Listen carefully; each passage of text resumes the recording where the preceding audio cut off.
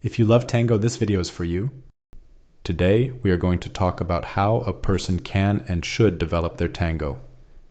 Based on my experience of several decades teaching this dance, I will share information that can optimize your learning and shorten the path to becoming a great tango dancer. What is really important? What is worth studying and what is superficial?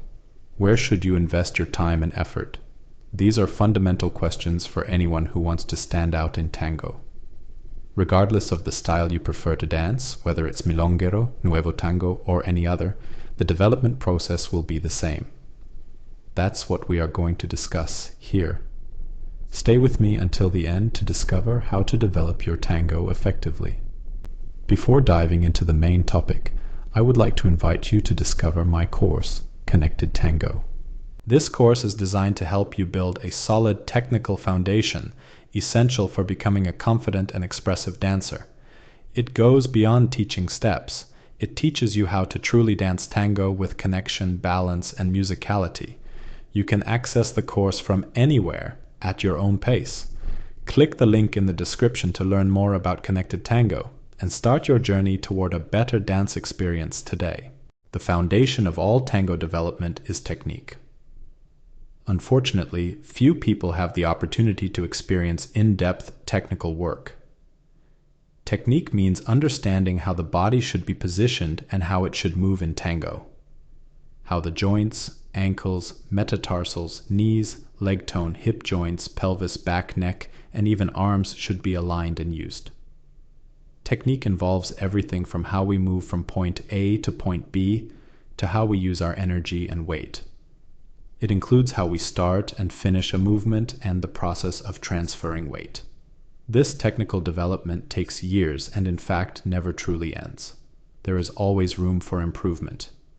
Technique is the foundation that sustains all learning in tango, including musicality, movement possibilities, improvisation, and partner communication. The problem is that many people, before maturing technically, want to explore other aspects such as learning movements, steps, or musicality. I'm not saying that musicality is not important, but it is secondary. How can we interpret the music if we cannot even stand properly?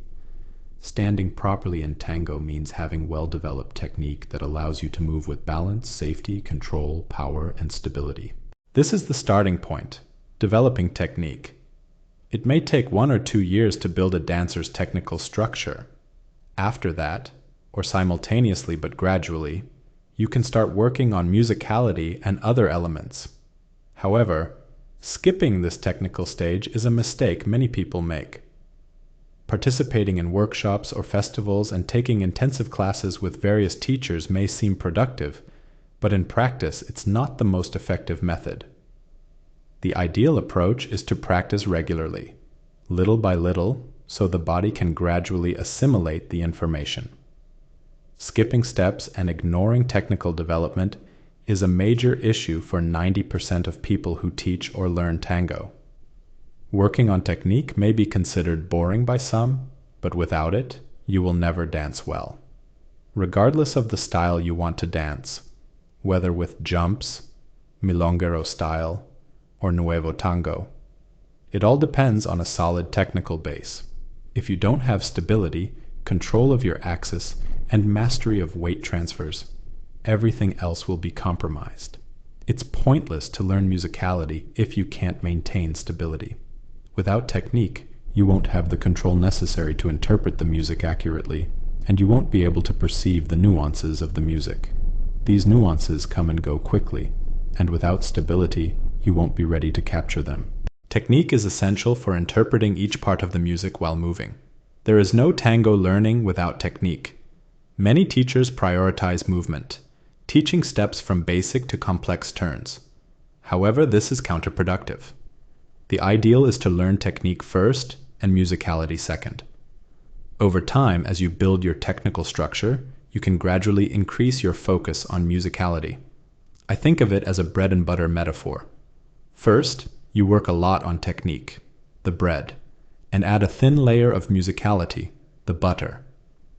Over time, as the technique consolidates, you can add a thicker layer of musicality. At a certain point, the technique becomes embedded, allowing you to focus almost exclusively on musicality, interpretation, and improvisation.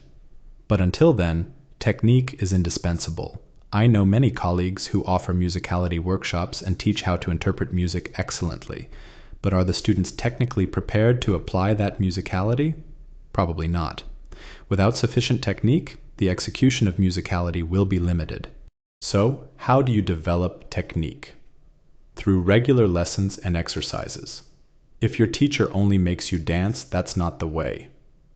Technical development comes primarily from individual exercises. It's necessary to train alone, repeatedly, until the body assimilates the movements. Gradually, you can shift the focus, less technique and more musicality. But this transition is only possible when the technical foundation is solid. In the end, the most important thing is the music and its interpretation.